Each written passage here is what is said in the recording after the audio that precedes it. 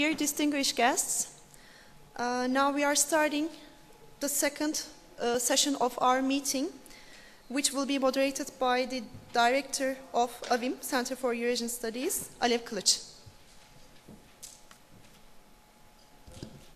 Thank you very much. Welcome all to the second session of our meeting today. I know that it's not very easy after this delicious lunch. We could all have gone with a further break for coffee or tea, but instead we will try to keep you awake with our thought-provoking presentations here. We have with us five very prominent speakers. We will start in the order of the program here, and let me shortly introduce our speakers. Mr. Richard Gregosyan, Director, Regional Centers, Armenia. Then Mr. Alexei Malashenko, Scholar in Residence, Religion, Society and Security Program, Carnegie Program Center, Russia. Then Professor Dr. Mithat Çelikbala from Kadir Has University in Istanbul. Then a friend from Azerbaijan, Dr. Mukhtar Hacizadeh, Head of Department of Jean Monnet, Chairholder, Department of Political Science and International Relations, Hazar University, Neftçiler Campus, Azerbaijan. And His Excellency, colleague, Georgi Badridze, Senior Fellow, Georgian Foundation for Strategic and International Studies, and lecturer at the Cavakashvili Tbilisi State University. The first part of our meeting, we did go into, I would say, the major parts, proponents of the difficulties we had in the Caucasus, particularly in southern Caucasus, and we will try to shed some new light, some new perspectives on these, and we start with Mr. Richard Gregosyan. You have the floor, Mr. Gregosyan. Thank you. Thank you. Good afternoon and welcome back to the second panel. But I first want to apologize. We had to turn off the disco music. So now the task is upon us to energize the audience after this lunch. But I do also want to express my appreciation to the Center for Eurasian Studies, AVİM, and to the Konrad Adenauer Stiftung for their support in this important event. But to be honest, when we're talking about regional cooperation, possibilities and prospects, I do want to start with two important observations. The first observation is that not all possibilities are positive. In many ways, the prospects remain poor in terms of the short-term outlook. Moreover, for Turkey, there's a storm coming on the horizon. In 2015, the 100th anniversary of the Armenian genocide, there is a storm coming. And in many ways, it's up to both of us on both sides of the closed border to actually weather that storm. At the same time, if we look at developments in Ukraine, post-Crimea, the region is certainly an arena of competition over cooperation. Regional rivalries have important ramifications for many, if not all, in the region. The second observation is to actually return to the opening remarks from this morning. To be honest with you, most conferences, I don't remember the opening remarks. But Dr. Colin Dürkop from the Konrad Adenauer Stiftung made several important points that necessitate reiteration. First, in talking about the Adenauer Foundation as a political foundation committed to democratization, it's important at the same time to note that democratization is also an important political foundation for much of what we do. He also talked about Konrad Adenauer as a visionary leader. And in many ways, in our region, we have far too few visionary leaders. We have far too many strong men instead of statesmen. And yes, men, perhaps gender imbalance as well. In other words, visionaries, statesmen in our region are the endangered species of the South Caucasus, much to our regret. Now, turning to Armenia-Turkey, I do want to begin with a clarification, an important one. When talking about normalization of relations between Armenia and Turkey, our approach is arguing that normalization is not reconciliation or rapprochement. Rather, normalizing relations is the important first step toward reconciliation. And to be honest, normalization in our approach is much more practical and immediate. Reconciliation is much harder. That will take generations. That's where the genocide issue comes up. It shouldn't be such an obstacle in normalization. Moreover, in terms of a clarification, we look at Armenia-Turkey normalization as a state-level effort. In other words, this is not normalizing relations between Armenians and Turks. That would encompass too much, and much of the diaspora. Rather, our focus is more limited, but realistic, normalizing relations between the republics of Armenia and Turkey. In addition to a clarification, I want to also make a confession, and that is, we work closely with the last 3 foreign ministers of Turkey. In fact, to be honest, Foreign Ministers Babacan, Davutoglu, and Cavusoglu, we've worked closely with, and all 3 foreign ministers have visited Armenia. It's an accident of history, but it also reveals how times have changed. Moreover, to be honest, in terms of a confession, I'm also a diasporan. I'm a member of the Armenian diaspora that moved to Armenia 9 years ago. But as I've told then Foreign Minister Davutoglu, I'm also as much a Turkish diasporan. My grandfather's from Elazig. Being in Ankara means I'm closer to my grandfather's birthplace. And to be honest, I take pride in the fact that I'm Anatolian. And in many ways, the diaspora is both an Armenian and a Turkish construction that needs to be recognized. In addition to a clarification and the confession, I do want to make an important concession. The reason for our optimism, the reason that we've come to Ankara from Armenia, is the fact that times have changed. There is a new degree of sincerity in Ankara and in Yerevan, a sincerity that's based in a recalculation of our own national interests. In fact, to the credit of the Turkish government, this is a policy commitment to normalization that is based on the need to no longer simply please the Americans or appease the Europeans. It's a sincere, indigenous Turkish effort as much as Armenian. And to be honest, in addition to the confession, the concession, the clarification, it's important to note that the conclusion is in reality the fact that there is no conclusion. This is a dynamic, not static process. Even once we do establish diplomatic relations, open, closed borders, it's the beginning of a process. It's not the end, nor should it be. Having said that, I do want to turn to a little more of an explanation for my grounds of optimism. On the one hand, I may be overly idealistic.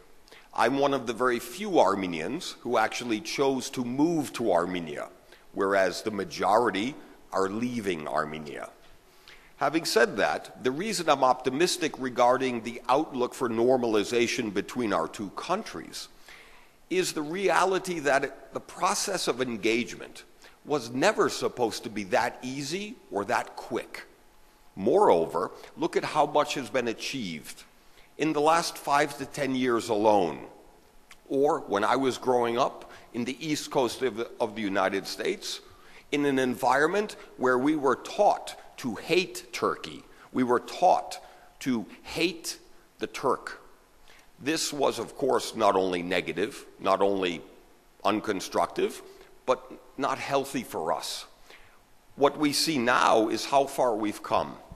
Even in the words of then Prime Minister Erdogan in his April 23rd statement, establishing a new important precedent, it makes it much safer as well as convenient for us to address taboo issues in a spirit of constructive respect, where we can agree to disagree, but in a respectful, constructive tone. The other reason I'm optimistic is we've come too far to go back to where we were. We are much less prisoners of the past. We are much more committed to a shared future based on the present, rather than simply ruling out even meeting and talking because of the past.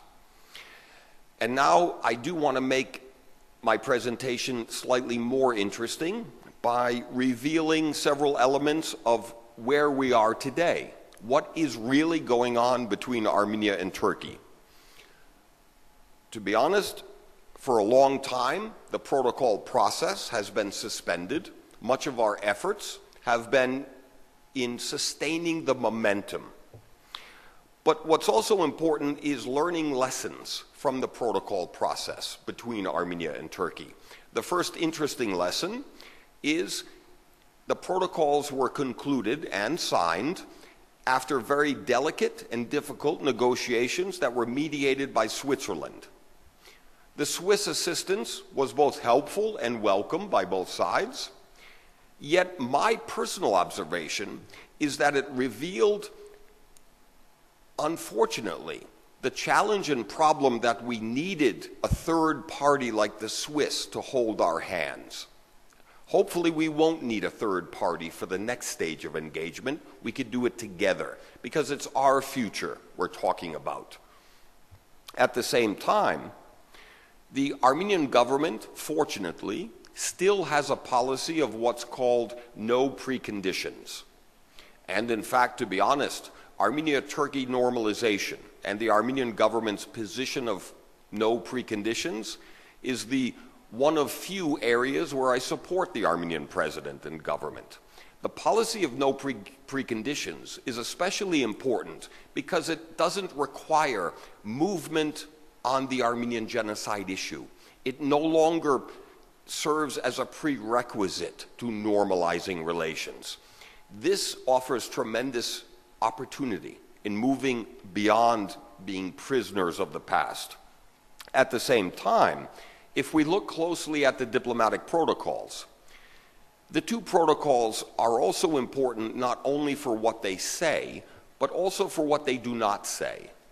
There is no mention in the protocols anywhere of the Armenian genocide issue. There is no mention of Nagorno-Karabakh in the protocols either.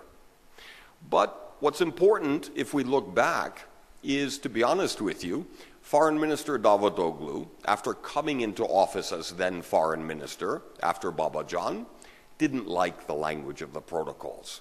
He actually thought Turkey conceded too much and wanted to reopen negotiations. What this also revealed, however, is the need to learn a more strategic lesson. And with all due respect, it was Turkey's strategic mistake in terms of underestimating the reaction from Azerbaijan and overestimating Ankara's ability to persuade and convince Azerbaijan. But to the defense of Babacan and Davutoglu, the Azerbaijanis in the beginning didn't oppose normalization, mainly because they didn't think it would work. They didn't think that Armenia and Turkey would be able to conclude the negotiations. And in many ways, Turkey is somewhat frustrated by the fact that its policy options in the region and regarding Armenia are far too limited by Azerbaijan's veto power. But the second element of where we are is, as I stated, sustaining the momentum in terms of fostering the environment more conducive to political re-engagement, and forging new ideas and initiatives for both sides, where we in civil society can actually provide political cover for the AK party and for the Armenian government. And in this context, it is important to recognize, although the physical borders remain closed, the psychological borders have opened, and this is actually more important. The third interesting aspect of where we are is, to be honest with you, a new strategy based on a new timetable. The new strategy is no longer seeking ratification of the protocols. It is our strategy that the protocols are dead and buried, are an interesting footnote to history.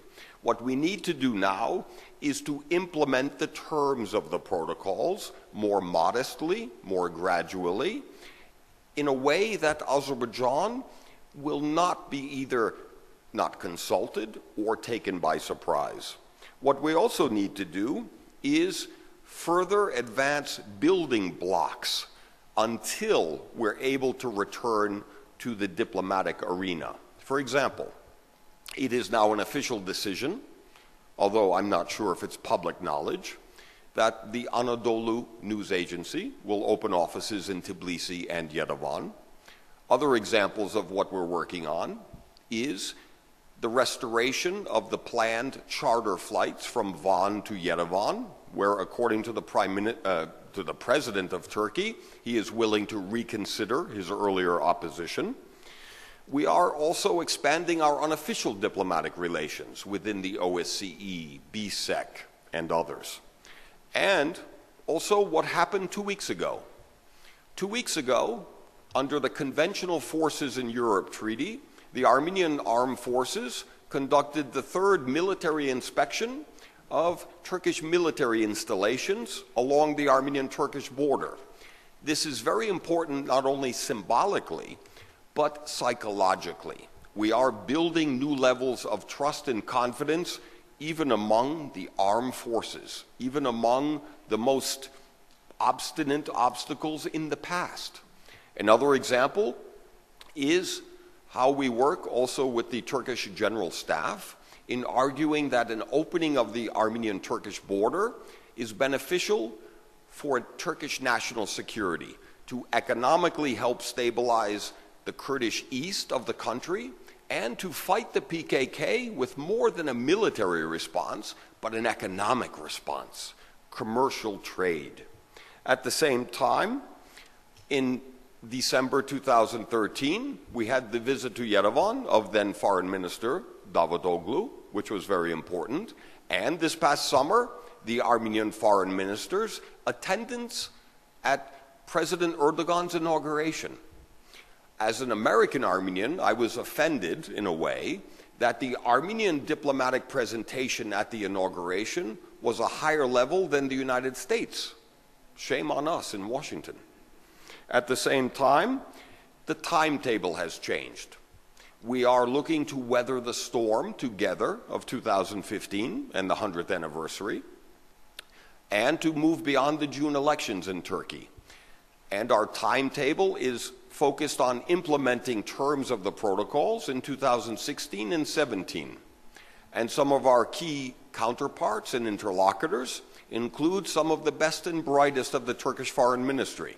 Some are in this room, but others are posted in Tbilisi, for example, Levant. We do have new signs and optimism that the stars are realigning in our favor. Thank you.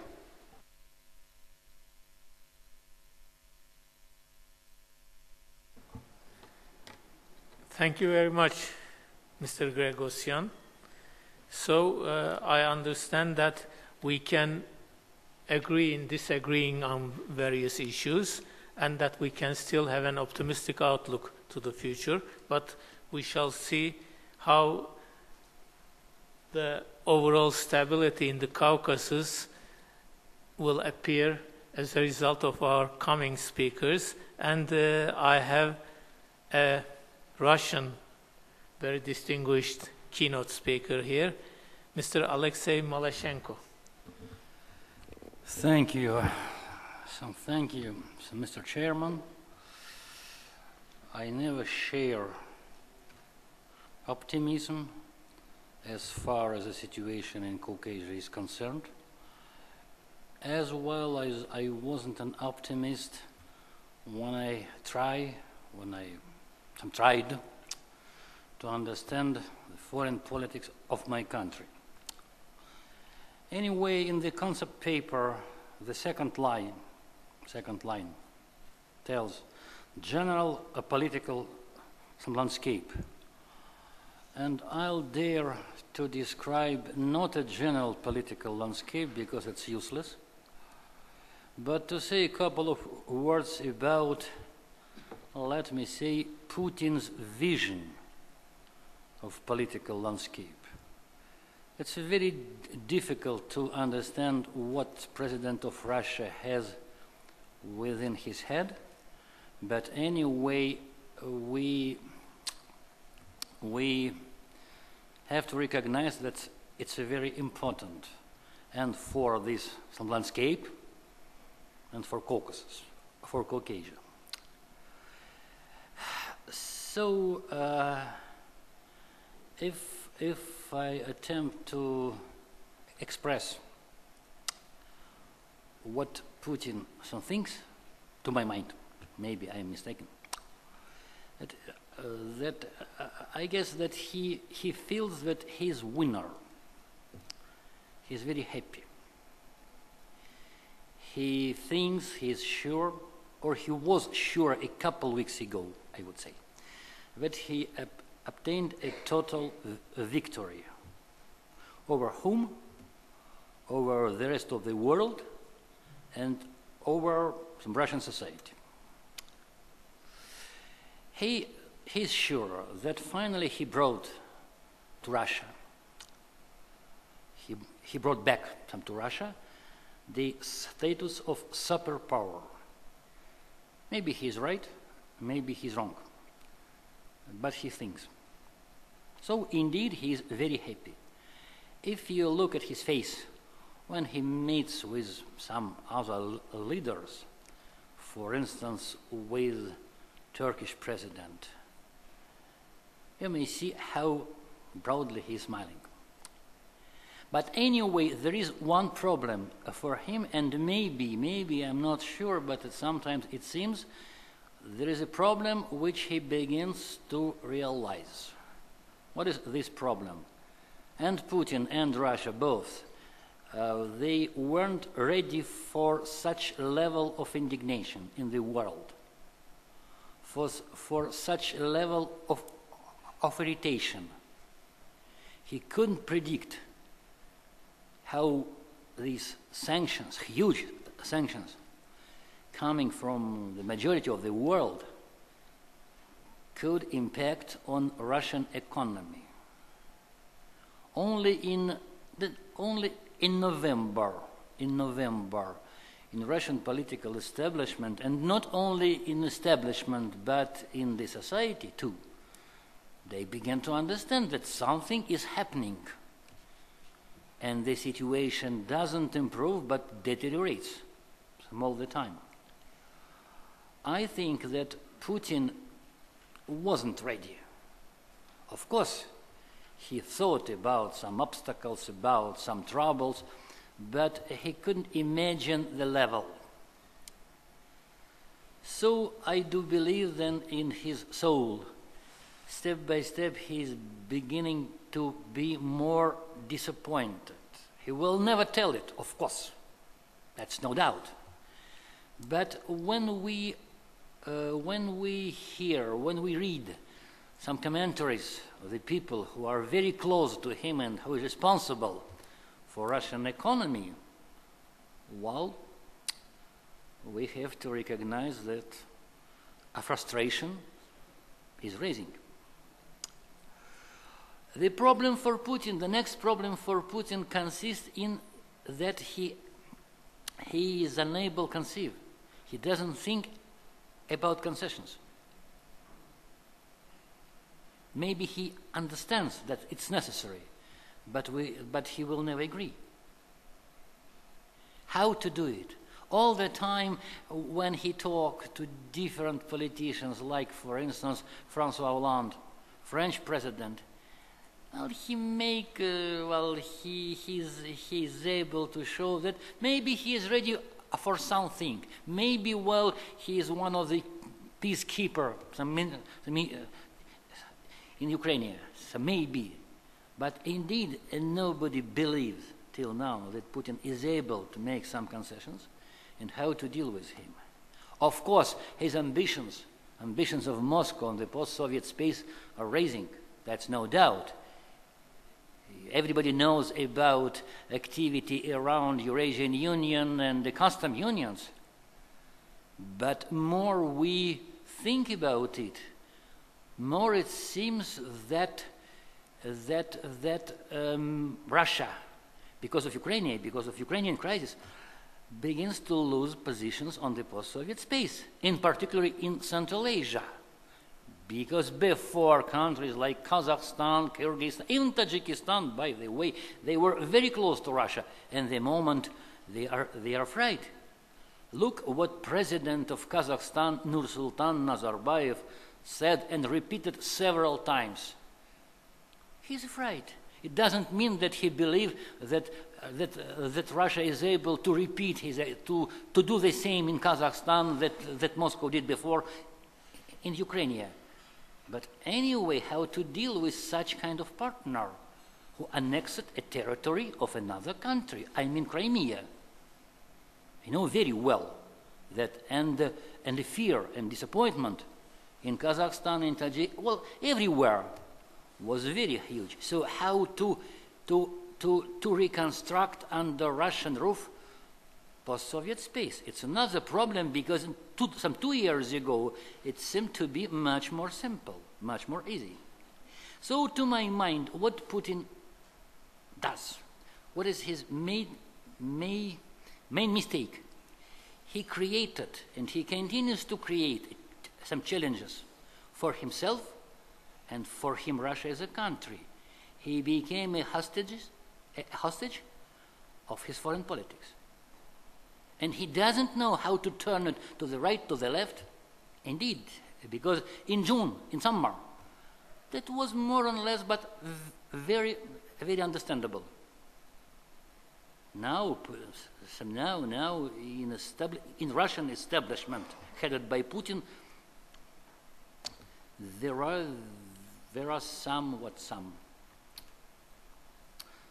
misunderstandings, some lacks of idea how to go some further.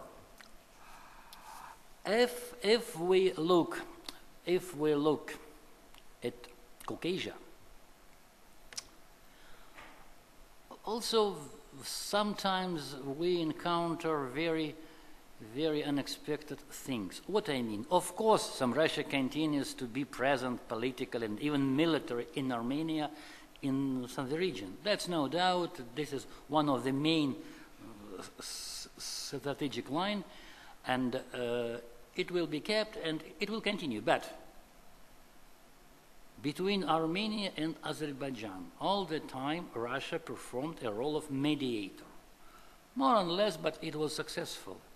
But how at the moment it's possible to deal with some partner after Moscow annexed some Crimea and pushed forward the war in Donbass? Well, look, it's a very normal when Moscow plays the role of mediator. But look at this mediator.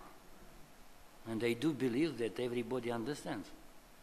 If they lied, if they did, I would say, bad things in Ukraine, why we have to believe them in Caucasus? Of course, I think that even in that situation, Russia continues sometimes to play a positive role. That's no doubt, as it was before, and all this, some blah blah. But in these conditions, in this situation, in Ukrainian situation, what Russia wants to do, well, everywhere in Caucasus too, to keep closer countries to keep close Armenia, and Armenia became a member of what? Of custom union, yes? But it was paid, by the way, and everybody knows about it. And Armenia and everywhere. At the same time, of course, some Russia wants to keep normal, good relations with Azerbaijan. Is it successful? Yes, of course.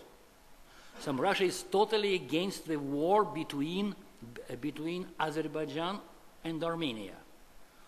We understand why. But there is another additional factor. Let's imagine the situation that the war began. I don't believe in it, totally. But let's imagine the situation. And now things about CSTO. Well, could you imagine appearance of Kazakh troops in Nagorno-Karabakh? Huh? So that's funny.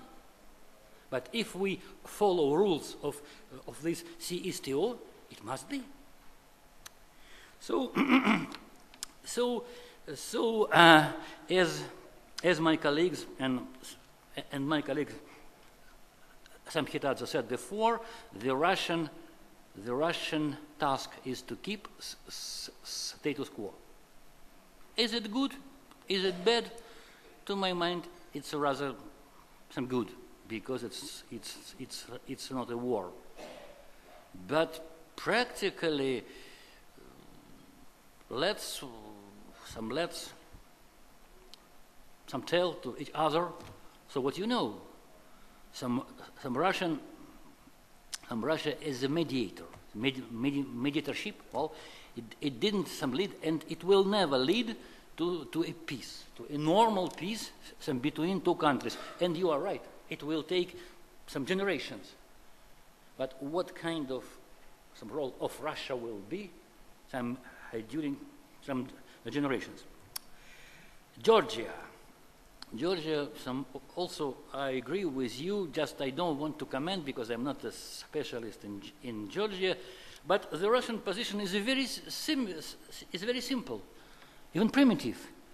If you aren't with me, you aren't against me, so I'll do what I'll do my best to engage in your country some disturbances, some instability. It doesn't mean that next morning Russian troops will occupy at Tbilisi. Never. But if I can do something against you, I'll do it, of course. Because I want to show you first of all, that I don't like you. And for Putin, it's very important, because all his relations with leaders like Kazakhstan, some France, Germany are based on private relations, or private mutual perception. He doesn't like Obama, indeed. And this is one of the factors of deterioration of relations between America and Russia. I don't exaggerate it. I don't exaggerate. But we have to recognize, well, the problem of some Germany and Russia, they were friends. I mean Merkel and Putin. At the moment, their private relations are deteriorating. It impacts on the political situation. Yes, that's no doubt.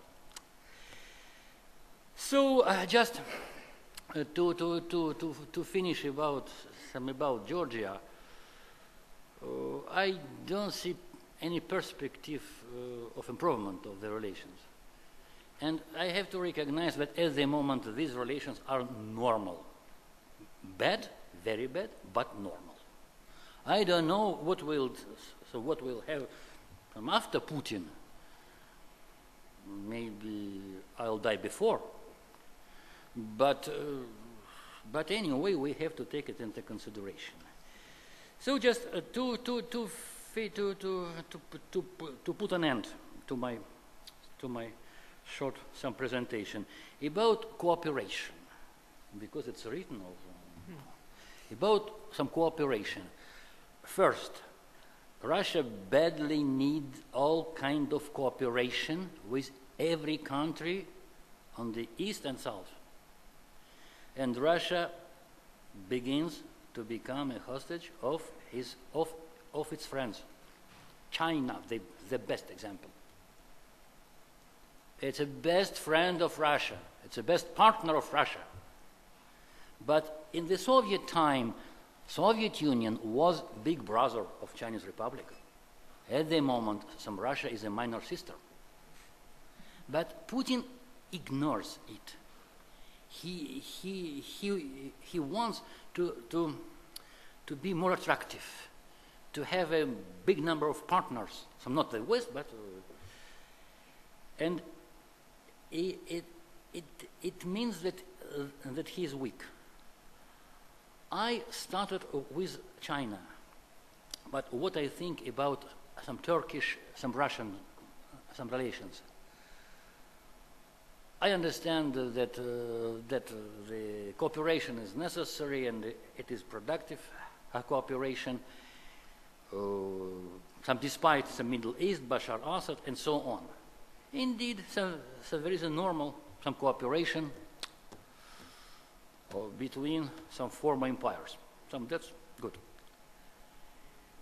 But I think that at the moment, some Russia needs more some Turkey than Turkey needs Russia.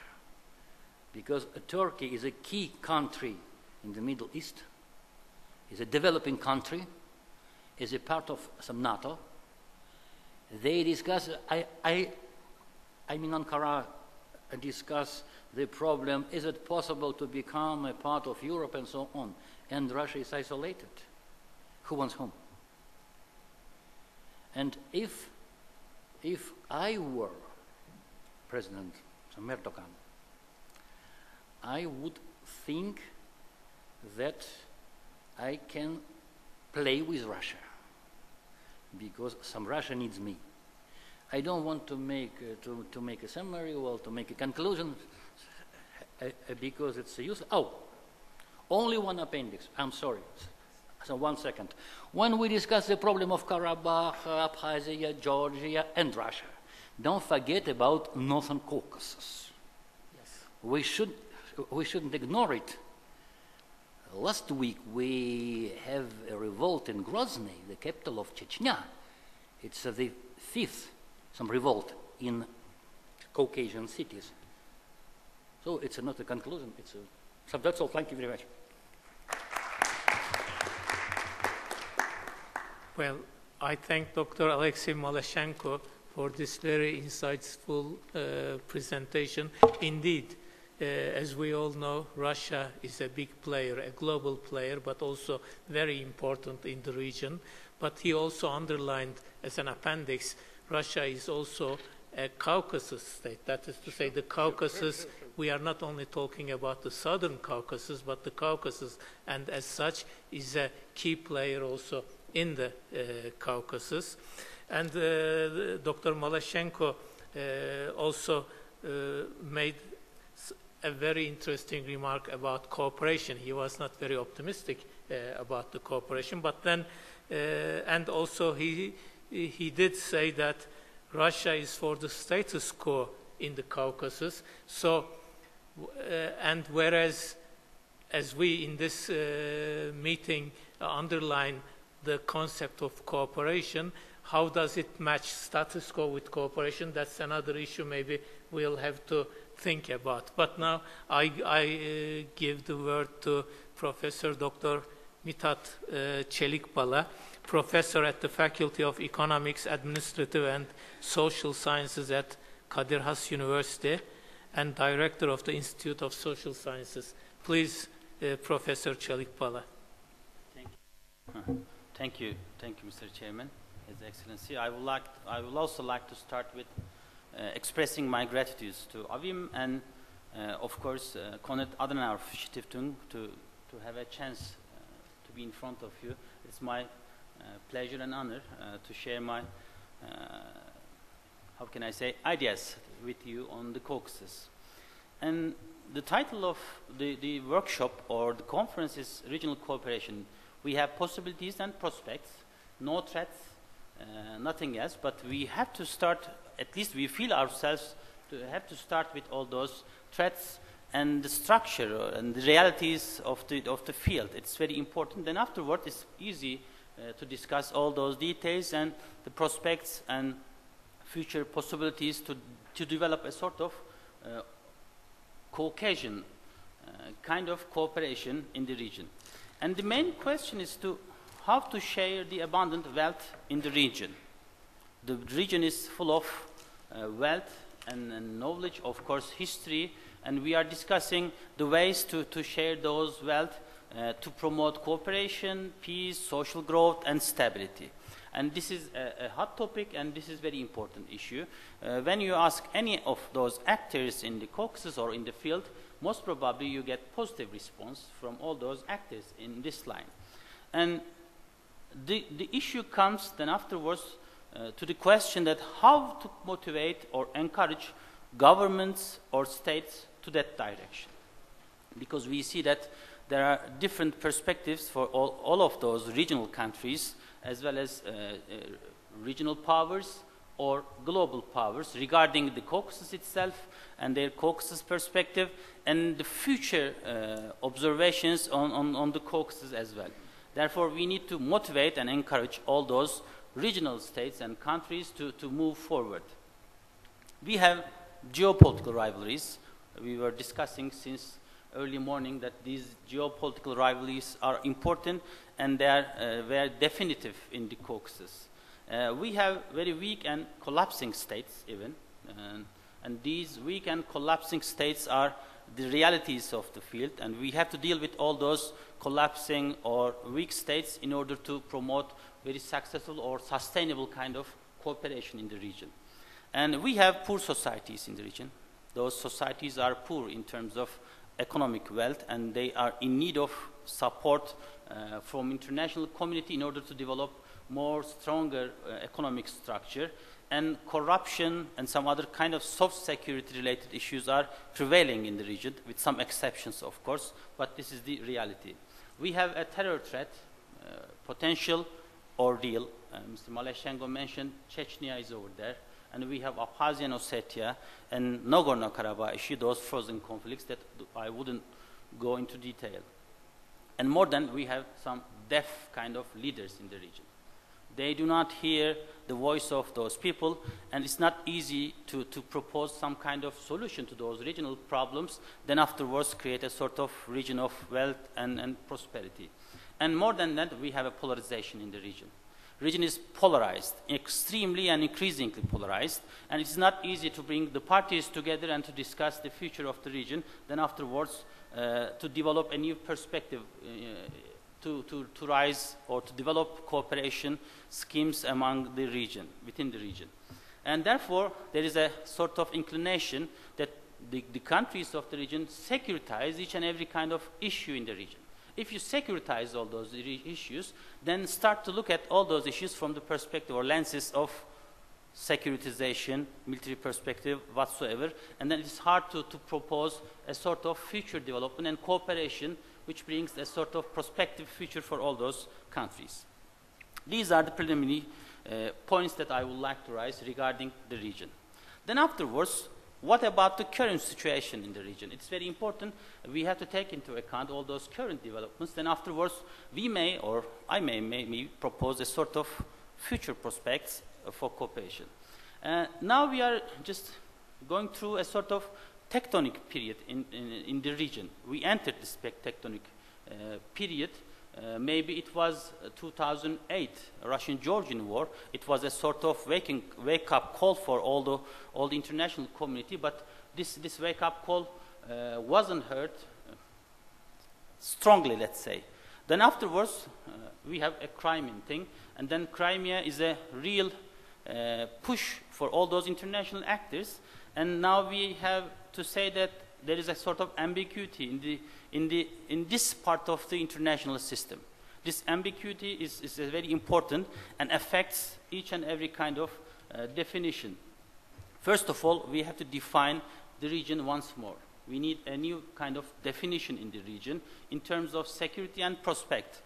Why? For example, for us and most of those international community, there are just 3 Caucasian countries. But for Russia, 5. and you are speaking on a different level, and how you get together and to discuss all those issues in order to solve and to create a sort of prospective future. If you do not respect, for example, territorial integrity of some Caucasian countries, how you start to offer those regional countries some better cooperation? This is a big question mark. This is a sort of roadblock in front of all those optimistic actors, and therefore it's not easy to discuss. And this creates a sort of security vacuum in the region. There is a lack of confidence among the actors in the Caucasus. They do not trust each other. And this is very important. And this creates sort of alienation. And there is a strong threat of, this is the word of my close friend,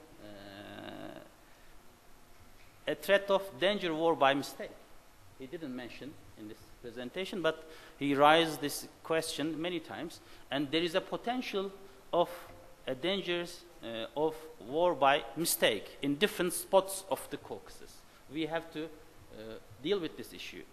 And we have many hybrid threats which necessitates a sort of hybrid kinds of structures and hybrid kind of responses in the region, and we have to think about this one as well.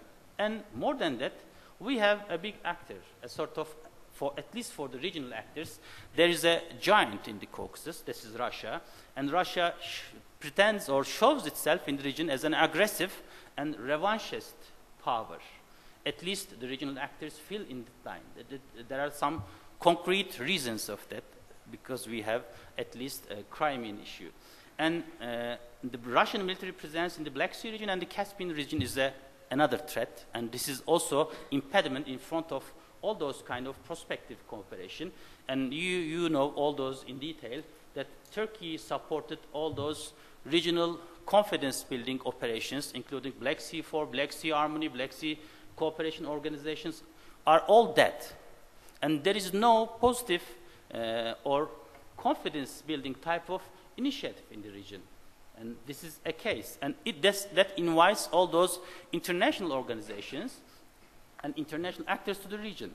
And it seems that Russia doesn't want to share its neighborhood with all those actors or anyone else, an international actor. And this is the case. And it seems that Russia wants all those regional countries a sort of, with a limited sovereignty, and try to keep it a sort of situation, or dictate the situation to the regional countries. And then, currently, the feeling is that the region is a flank region, a kind of, like the Cold War, flank countries or flank regions. And this position exposes a sort of threat perception, and all those regional actors first look at the threat and then security. Then afterwards, we may start to discuss the possibilities of cooperation. Of course, we have some cooperation schemes in the region, but those cooperation schemes are all exclusionary. Some of them excludes the other actors, and some of those excludes the others. And all kind of exclusionary perspective and scheme of cooperation. And then how can we reach a sort of stable and cooperative region in the Caucasus without having, let's say, superpowers? An Iranian colleague was asking a question in this morning session. Is it possible to have a sort of cooperative and security atmosphere in the region?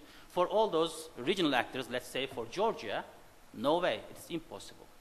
Therefore, they are in need of some support from the international community and seeking to be membership, to NATO membership and the EU membership. This is a discussion. And working with we need to work with broad range of actors in the region. State, non-state, and international actors. And this is the arena. And what Turkey does, in fact, in the region to create a sort of regional cooperation, I would like to say some words on this perspective, because I see that only Turkey is trying to create a sort of new region in the Caucasus. Of course, this is Turkey's Caucasus. This is Turkey's region, but this is a sort of offer to the regional countries, giving some hope for future perspective. And you know, Turkey's main policy orientation towards the region was bilateral kind of relations between Turkey and Azerbaijan. Azerbaijan has the priority or primacy in the region for Turkey because of different reasons, but the end result is very real, and Turkey managed to establish more concrete connections with Azerbaijan, and Azerbaijani participation in all those Turkey-led projects are real, and this is a very prospective future for Turkey. And Turkey has bilateral relations with Georgia. It was very productive, and we have a sort of free visa facilitation regime. There is no need to have even passports. You can easily go to Georgia and the country, make some trade, invest there, and you feel yourself in Turkey as well. Of course, we have some problems, but they are negligible, at least from my perspective. Then Turkey changed its track, and in 2012, just after rapprochement processes, I'm going to touch the issue a little bit later, but and proposed a sort of trilateral kind of cooperation. And this is a real cooperation scheme with Trabzon Declaration, and it offers something concrete in order to bring a sort of stability and prosperity, and the objective is to build a sort of better future for the region. Of course, this is a kind of exclusionary type of cooperation scheme, but it is open to all those countries, including Armenia. In fact, the trilateral cooperation mechanism is a kind of message to Armenia as well, whether take some response or not, but this is an invitation, and it says that respect for sovereignty and territorial integrity, peaceful settlement of disputes, inviolability of internationally recognized borders, and sovereign equality of states, refraining from the threat or use of force against territorial integrity and political independency of states. This is a Turkish perspective since the collapse of the Soviet Union. Now, all those regional countries share this Turkish perspective. Then afterwards, in order to materialize this perspective, Turkey offers some concrete projects: energy, transportation, and free movement of peoples and goods, and to establish any kind of European Union-like institutions. This is very prospective, and you can see and follow all those issues from the document, agreement. It says the aim is expanding cooperation among these three countries in the fields of political, economic, cultural, humanitarian fields. And afterwards, there is a potential, and we have a kind of trilateral mechanism. Another proposal was Turkish, Iranian, and Azerbaijani trilateral cooperation mechanism, which contributes to enlarge the region, the Caucasus.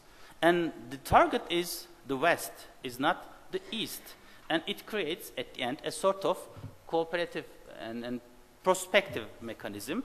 And if Armenia, it's the document says, if Armenia is ready to contribute positively to all those processes, then it is open to Armenia as well. But, of course, what is the main impediment in front of this kind of all-inclusive cooperation? And this is the rapprochement issue, of course. And I think Turkish-Armenian rapprochement is a sort of real game changer.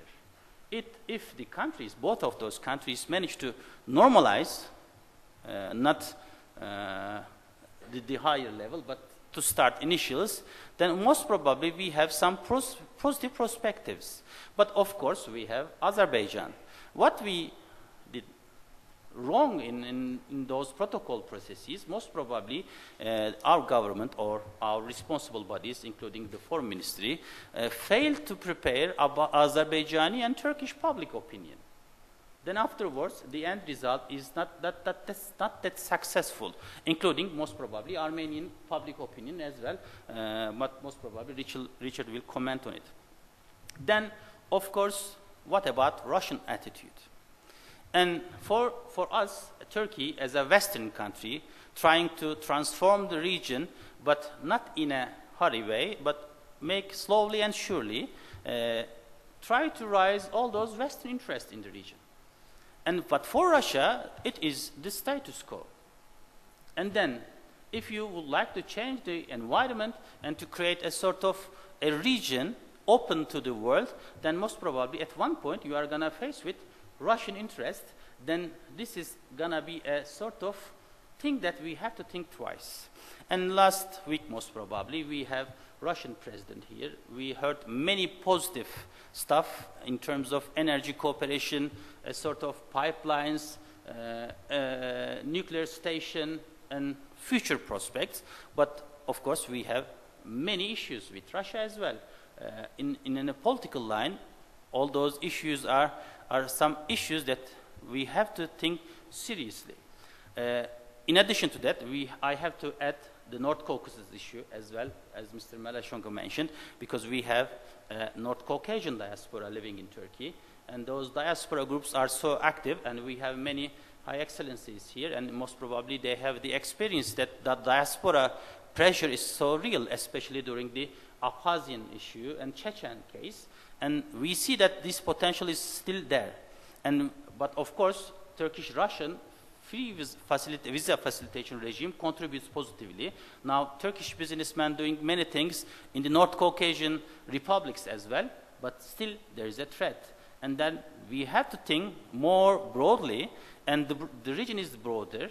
There are some prospects, but the threats are also real, and there is no a sort of locomotive or main pushing actor, but only Turkey in the region, to create a sort of prospective, real Caucasian region.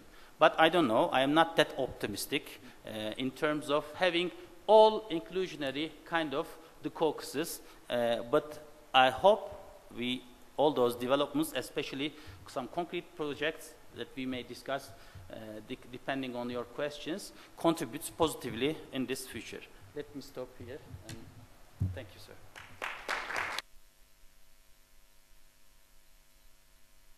I thank very much to Professor Dr. Mithat Çelikpala.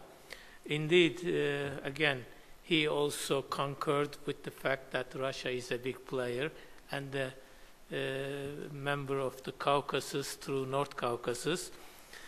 And in the question of cooperation, again, he was not pessimistic about cooperation, but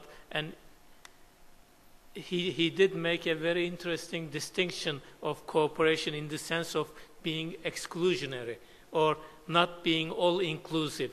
Especially with his final words in the North Caucasus, he was pessimistic in terms of a whole inclusionary Caucasus cooperation. But then the message was that we can have cooperation, but exclusionary cooperation. So that is something I think we need to think about also. And I would like to give the floor to Dr. Mukhtar Hacizade now. Please, Dr. Hacizade. Thank you very much, Mr. Chairman. Let me start by thanking your organization for the kind invite. It's a great pleasure to be among such an elevated panel and such a distinguished audience. But the one thing I wouldn't thank genuinely is because you assigned us such a difficult topic to try to discuss regional cooperation and possibilities. You couldn't assign us a more difficult topic than this one, but on a serious note, this is what you would expect from visionary persons to facilitate, to organize such an event, to facilitate and try to come up with ideas for the possibilities of regional cooperation.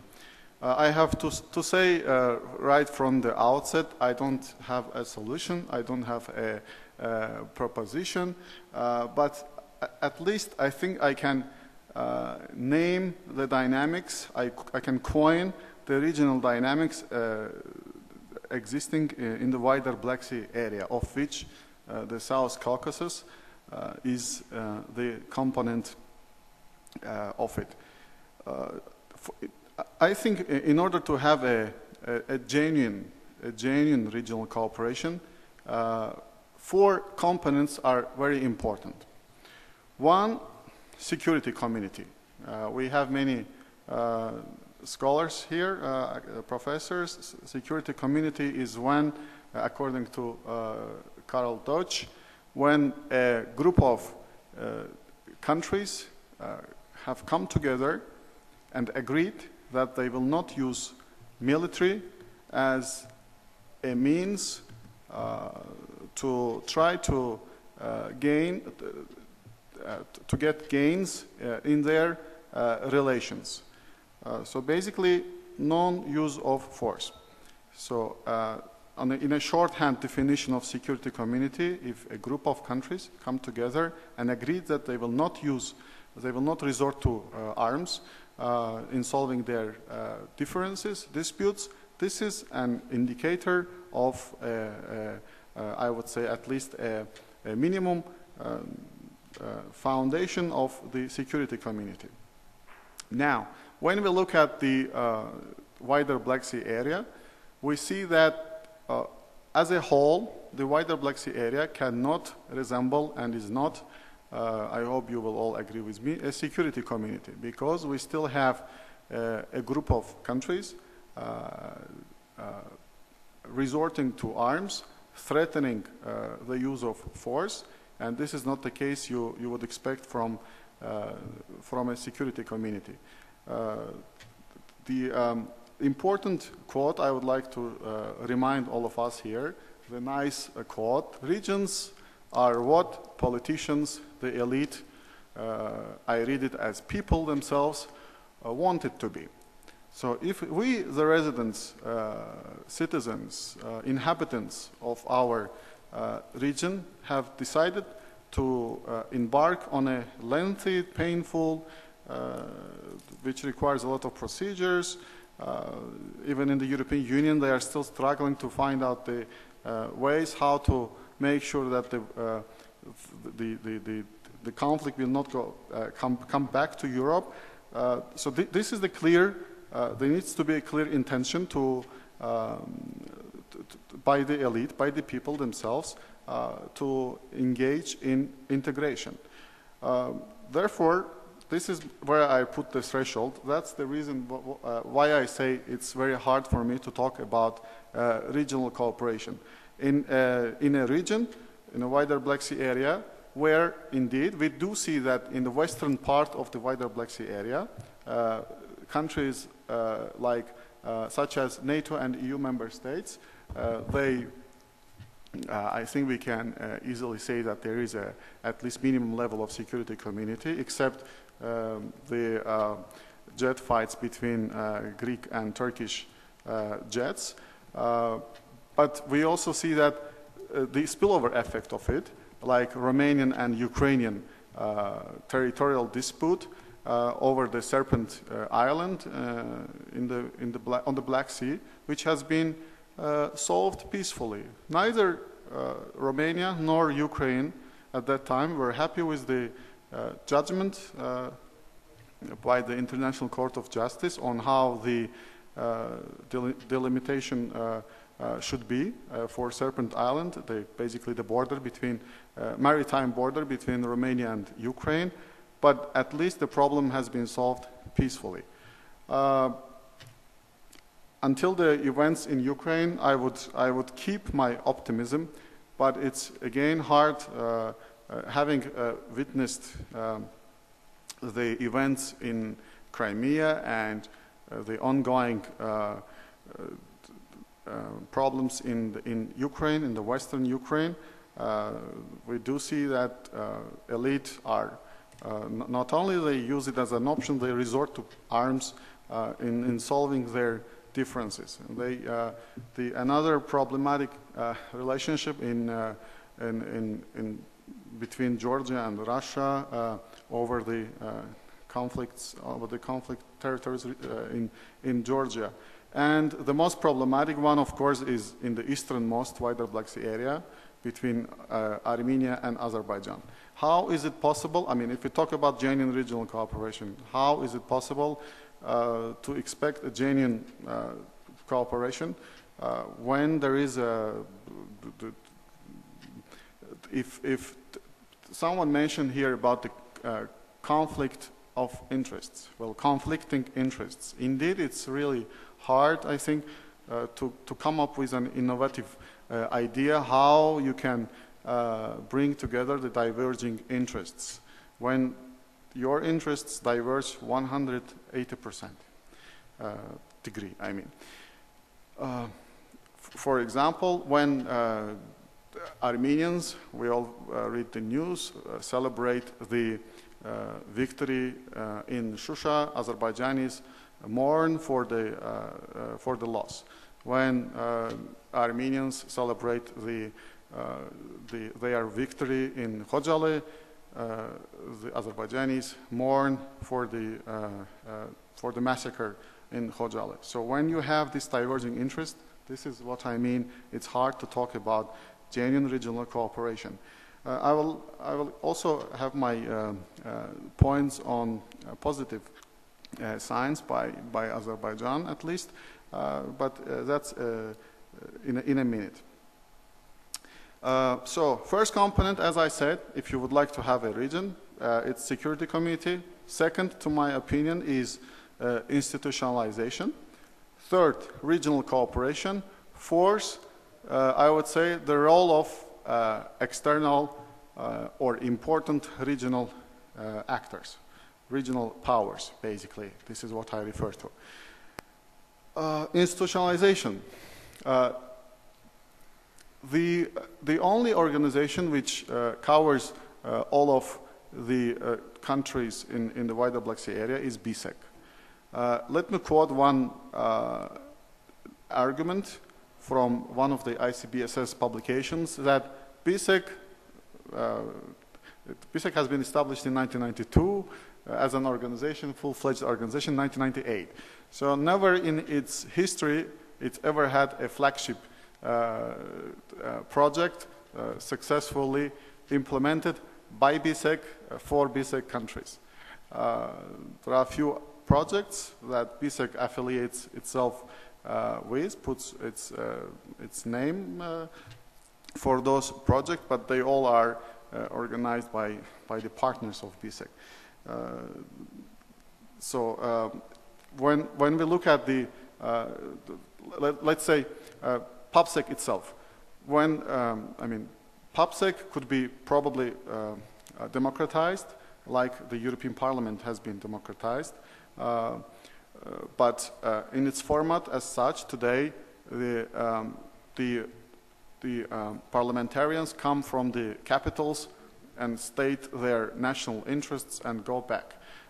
If some people, I mean, at a glance, BISEC looks like, as Mithat Hoca mentioned, as if Turkey also reacted to the procrastinated EU membership and tried to see if it can be its own leader in its own regional framework. But we cannot say that BISEC is an efficient, effective organization which can foster, facilitate regional cooperation. Even the name, I mean, it's Black Sea Economic Cooperation. The name would suggest that there is at least negotiations for a free trade agreement or some sort of agreement to facilitate trade, multilateral, minilateral level in the case of BISEC. There isn't a single issue on the agenda of BISEC. So this is the situation we need to keep in mind when we try to talk about regional cooperation. But when we look at the parts of the wider Black Sea area, we do see that the maybe not as a whole, but at a very minilateral level, we do see, for example, Azerbaijani, Georgian, Turkish. These governments even call their relationship as a trilateral alliance. So they are so confident, there's so much trust, they trust each other that they call it an alliance. We can also say there is a trust between Western Black Sea countries, but definitely not between the elites on the problematic areas we all know. Regional cooperation, As I said, a small information, but I think very important. I myself started about regional cooperation when I heard the news reporting the president of the SOCAR, State Oil Company of Azerbaijan. He was reported on 7th of June 2013 when there was an increasing debate over the increasing price of Russian natural gas to Armenia. President of SOCAR has been quoted to have declared that Azerbaijan may consider may be able to supply gas to Armenia. This was, for many experts in Azerbaijan, a really important statement, because statement as sound as this one has never been issued by Azerbaijani officials. So in the morning, in the panel in the morning, we heard pragmatic approach. Maybe this is another example of pragmatic approach when you look at the policy of the Azerbaijani government. On more Turkish role in the South Caucasus to foster regional cooperation, yes, the increasing relationship between Turkey and Russia is very beneficial for everybody in the region. At least because we might expect a chance for having a plurilateral security community. Let me put it in theoretical framework as put forward by Nye. So we have two core and key actors here, Turkey and Russia, and if there is a full agreement between these countries, the neighboring countries we can expect them to join them in their successful cooperation. But trust is very important here. We remember Turkey has always been ambitious with its ideas. We recall the Caucasus Stability and Cooperation Pact, which did not receive a very welcome from Russia. The role of external actors, that's very important, and this is probably what is missing nowadays.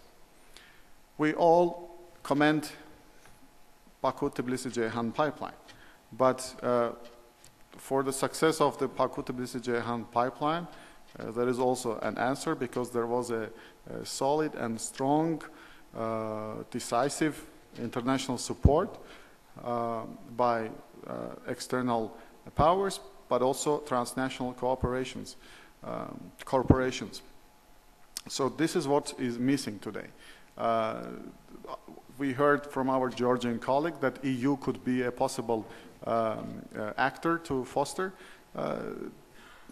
such a relationship, but EU itself is going through many its own domestic concerns, problem issues, and people in Brussels are themselves not firm whether they would like to promote cross-border cooperation or not. They do support some projects, but look at Black Sea Synergy. The fact that there was only one report after the adoption of the Black Sea Synergy, only in 2008, that indicates the level of interest by Brussels in their own initiative, which was as a response to the Bulgarian and Romanian membership in 2007. So they felt as if they had to do something, but because they did not have enough ambition behind it, it did not carry on. The policy hasn't been scrapped, but it exists. Maybe still, even Black Sea Synergy, as we all know, is embedded within European Neighborhood Project, where the European Union prefers bilateral rather than multilateral level of relationship. On EU-PSEC relationship, again, Commission insists on having Brussels on the one hand and member states on the other hand. So again, Brussels would still be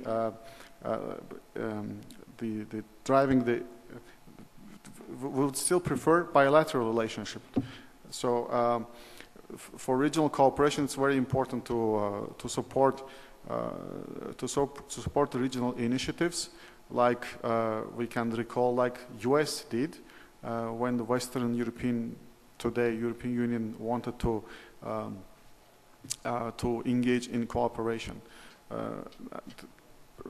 Jean Monnet, Schuman, probably they wouldn't succeed if they wouldn't be firm indication by their allies that their initiative would be supported. So whether cooperation should come first or peace agreement in order to have regional integration in the South Caucasus, I think I should leave this question for all of us here to think.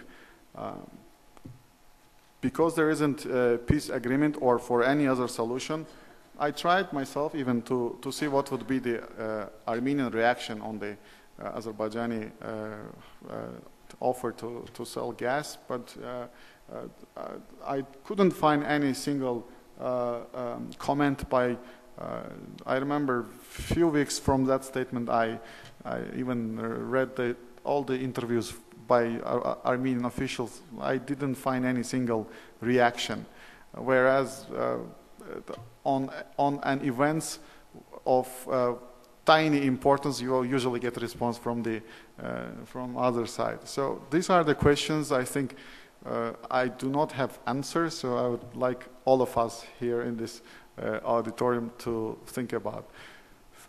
Sorry about for leaving you with such a puzzle, but very much thank you for your attention.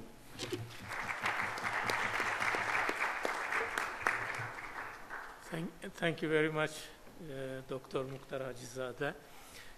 In fact, you did speak more about the wider Black Sea community than the Caucasus, but nevertheless, I think you made your point, because you did make a distinction between the Western Black Sea community and the rest. And what I gather from that is that indeed what you call the Western Black Sea community is more engaged with EU, with the West now, and it's less of a relevance for them, the Black Sea economic community, as the rest, which then, when we talk of the rest, we talk of only Russia, Georgia, Armenia, Azerbaijan, and Turkey.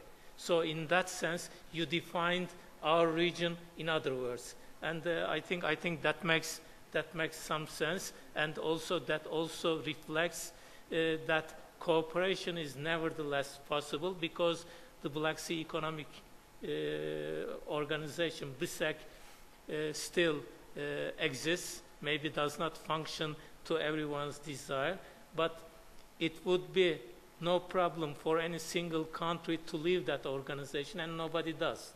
So in that sense, it does serve a function, and it is, I think, one of the very few, maybe unique meeting points of those countries. For instance, Armenia has an ambassador in Turkey, in Istanbul, in the BSEC Secretariat, and Azerbaijan and Armenia can come together and discuss about regional cooperation, even if it does not have any flagship projects on there. But I also very much appreciate and take note of the pragmatic steps you did mention, and let's just hope that such pragmatic steps come from every side in an increased manner. Thank you very much for your presentation, and now if I may, I give the floor to His Excellency Georgi Badridze. Thank you, Mr. Chairman. Good afternoon, ladies and gentlemen, Excellencies. I will attempt to give you my own view, coming from Georgia, of the current realities, challenges and opportunities in the Caucasus, which will be a challenge in itself to do it in 13 minutes. And I think it would be only fair to have a Georgian point of view after having listened to an Armenian, Russian, Turkish, and Azerbaijani points of view. And my description of the realities of the region might sound a bit different from what we've heard, not radically, but I would try to offer you a different angle to the Caucasus, to the South Caucasus, and the nature of the problems that we experience currently, and the opportunities. First of all, to me, South Caucasus is not necessarily just the wider Black Sea region. It's, I would like to see it as both a Black Sea region and the wider Caucasus region, and thereby I think South Caucasus can attain a greater function that could turn this into area of cooperation.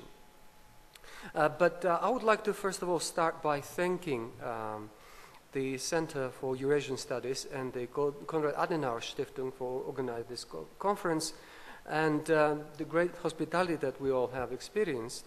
And it's also, I have to note on the personal kind of level, that it was great to come back to a city where I have spent 4 very happy and productive years, many, many years ago. And one of our hosts, a representative from the Konrad Adenauer Stiftung, confessed that he was not a great expert on our region. And it is an irony, because indeed this region is a forgotten region for Germany, which historically played a huge role. From the day when these 3 nations first re-emerged on the map after the World War I, it was Germany who was one of the major sponsors of our independence. It was Germany that was a huge supporter of the independence of all 3 nations in the early 90s.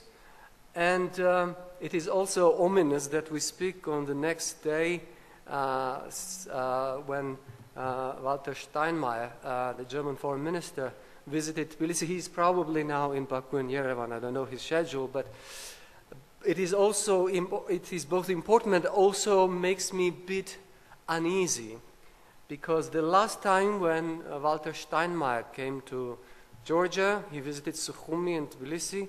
He brought a comprehensive peace plan, to which Georgian government, with a heavy heart, agreed, but apparently it was not something that Russia was prepared to accept, and within 1 month we saw the Russian tanks roll into the Georgian territory. I hope it's not going to happen this time around. So again, unfortunately, like my good friend Mukhtar, I do not have a ready-made recipe how to resolve the problems in our region. But when we compare and share our vision of what we have, how we view the problems, I think it is also already a step in the right direction.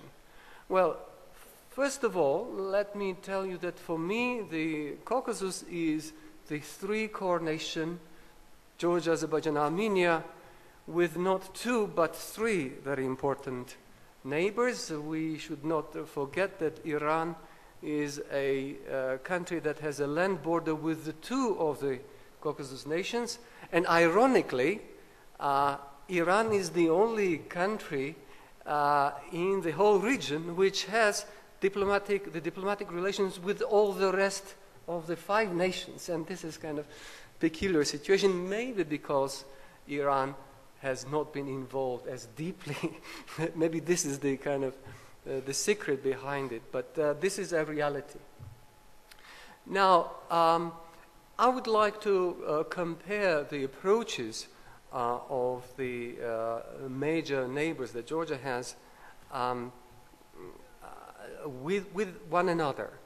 First of all, our slightly distant but very important partner. For Georgia, it is the most important partner after Turkey, the European Union. The European Union's policy toward the Caucasus can be defined in 2 words: Eastern Partnership.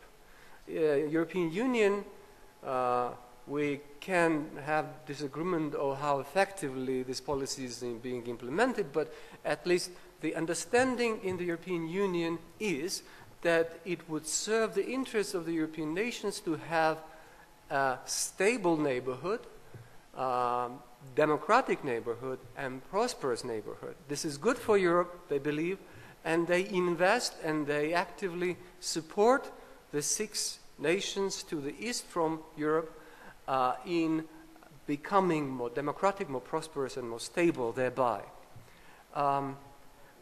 We have Turkey, and its approach can be described in the short phrase by Prime Minister now, Davutoglu: zero problems with neighbors. Then we have Russia, and I think we can now very safely describe the Russian neighborhood policy as the exact opposite of the European neighborhood policy and the exact policy of the zero problem with neighbors policy. We can call it zero neighbors without problems. So what we have seen in the last few years, last one dramatic year, I think, is the evidence that this policy has now been finally revealed. If anyone had doubts back in the 2008, if anyone thought that this was an isolated case, that it was just a local misunderstanding or failure of Georgian government to communicate properly with Russia, some European Western powers even basically blamed the victim because it was more convenient. I think there are very few people now left who cannot see that this has been a very clear policy of Russia to regain its control over the lost empire, to restore the area of domination, Soviet Union, if you wish, under the new name, through pressure over its neighbors. The main goal, which is the exact opposite of the European Union's goals, is to be surrounded by poor, authoritarian, corrupt, more or less failed states. If you remember the moment when we look back and see when the invasion in Georgia occurred, it is a telling moment. It is when Georgia actually has been doing quite well, both economically and politically. And I mentioned the visit, a really important visit by the German foreign minister, which had brought a possible breakthrough in the conflict in Abkhazia. The year before, 2008, Georgia had 12% GDP growth. Georgia has been acknowledged as the leader in reforming. It was declared as #1 reformer by the World Bank. Georgia had jumped from 120-something place in the rating called Ease of Doing Business to 13th. Last year we were #8. This would tell you that Georgia made significant progress, and I think this was the reality that Russia was determined not to allow. Well, last year, when we all saw the dramatic developments in Ukraine, Russia even didn't have a pretext of its neighbor turning towards NATO. Russia had the ideal partner in Ukraine in the shape of Mr. Yanukovych, who reversed Ukraine's NATO aspirations, who prolonged the Russian naval base agreement for decades, and who was, happily corrupt and easily manipulated by Russia. He had everything to be Russia's perfect neighbor. The only crime he committed was that he basically decided to create new opportunities for trade with the European Union. He was going to sign the association agreement and deep and comprehensive free trade agreement with the European Union, which in itself is not a hugely dramatic change in any country's policy. Association agreement is largely symbolic, and the deep and comprehensive free trade agreement does not really close Ukrainian market for Russia. It only improves Ukraine's opportunities to trade with Europe. If Ukraine utilized these opportunities fully, it could only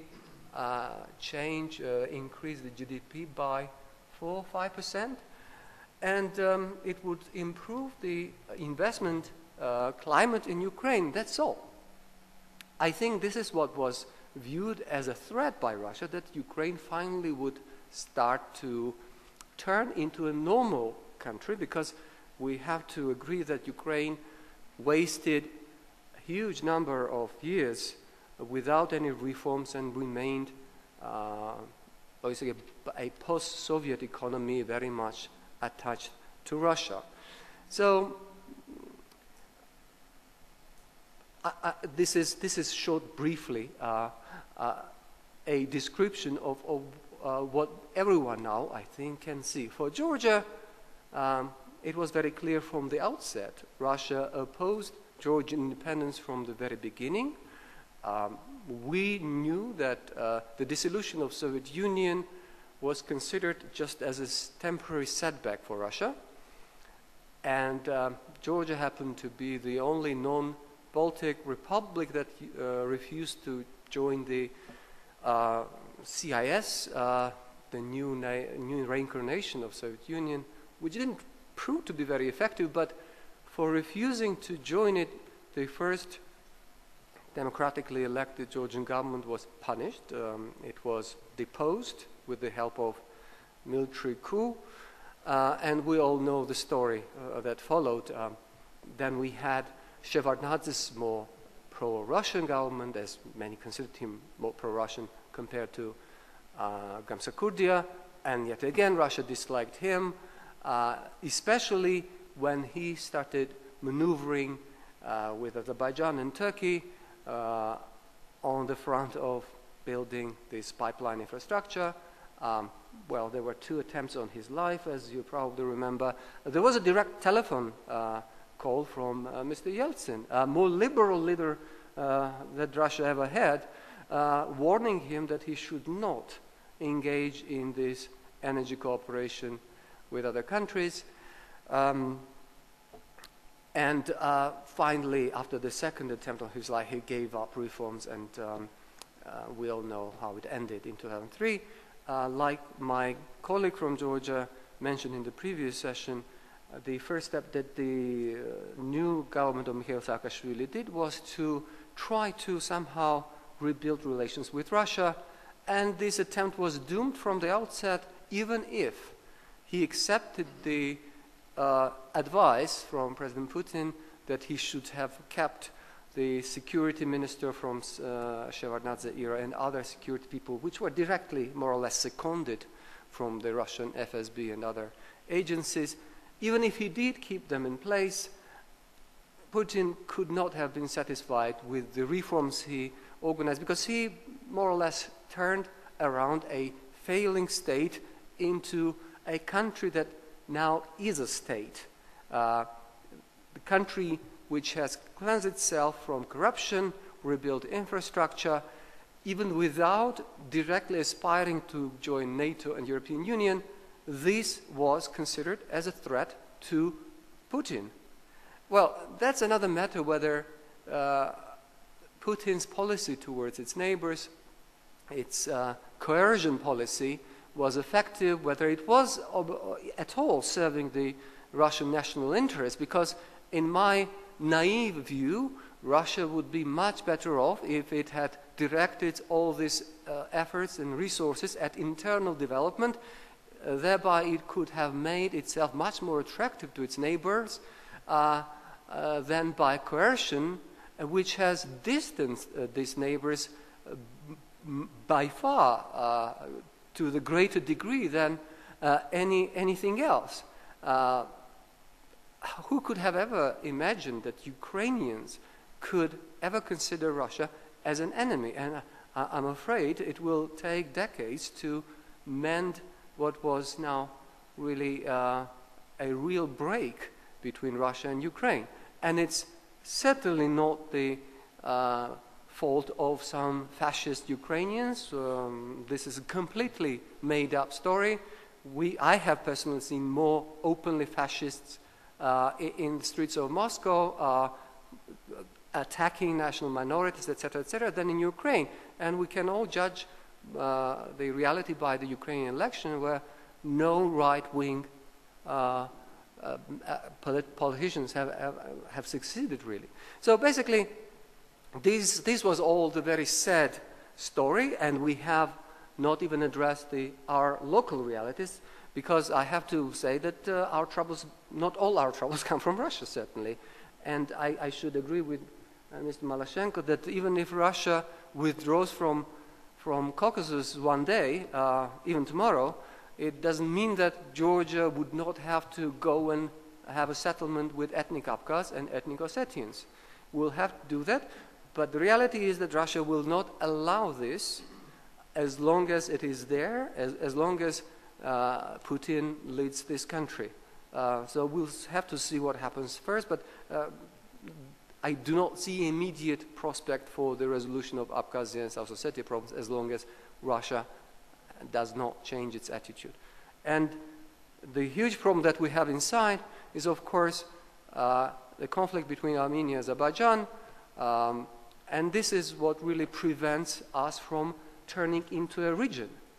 We are not a region, and we could have been. And this is where I would like, and my just couple of minutes will be spent on discussing the opportunities. The opportunities that we have been missing for years. Yes, Georgia and Azerbaijan have managed to create a real partnership, and both have benefited. And we have to say it didn't start in Saakashvili era, it started in Shevardnadze period. We have to thank the leaders of that era for placing Azerbaijan and Georgia back on the geopolitical map with the huge help from Turkey, and most importantly with the real leadership from the United States. Now we have completely different realities. The United States is now withdrawn from international leadership position. European Union has not emerged as a real actor on the international scene. But on the positive note, I think we have gained experience. We already have been working closely together on major international projects. Maybe we should put more trust in ourselves. Again, I do not have a solution for Azerbaijani-Armenian conflict. We somehow should arrive to the understanding that without mutual concessions, we will all suffer. And I do not believe that the current status quo is necessarily sustainable. I agree that war could actually erupt by a mistake, and I would not necessarily agree with Mr. Malashenko that Russia necessarily is very much in favor of status quo and necessarily against the conflict, because if it comes to choosing between a possibility of breakthrough and crisis, I'm afraid Mr. Putin may choose the crisis, not the breakthrough and potential peaceful settlement, because this would really give Georgia, Azerbaijan, Armenia a whole new power of becoming a successful region that could not only empower our states but give prosperity to our nations. And let's leave some time for questions and answers. Thank you very much indeed. I thank His Excellency Georgi Badridze for this very interesting presentation. Indeed, first, as he made his remark that the major interested parties in the Caucasus, Iran is not present here. And this is something we take note very seriously at AVİM, and what I can promise you is that at our next session of such a similar get-together, we will have Iran represented in that. That I now feel kind of responsible for something. So that is one. The other is that I did get this sense from your presentation that the cooperation in our region, in the Caucasus, in South Caucasus particularly, is not always desirable or encouraged by outsiders. And you did give a specific example with that threats. So in that sense, what I gather is that yes, indeed, the cooperation should come from inside among us. And in fact, that was more or less your conclusive remarks, that we should have more trust in ourselves. And I think this is a very good place to stop and start the evaluation and maybe new thinking. Now we are according to schedule at our coffee break. What I would suggest, if that would be agreeable to all, would be that we take our coffee break now and then keep the same composition here, have a Q&A, and then an evaluation session, with the evaluation, of course, including the first panel. If they would have their seats at the very front, then we could have a joint interaction. I thank you all very much. We will have now a 15 minutes or 20 minutes coffee break. Thank you. Thank you. That's a good idea.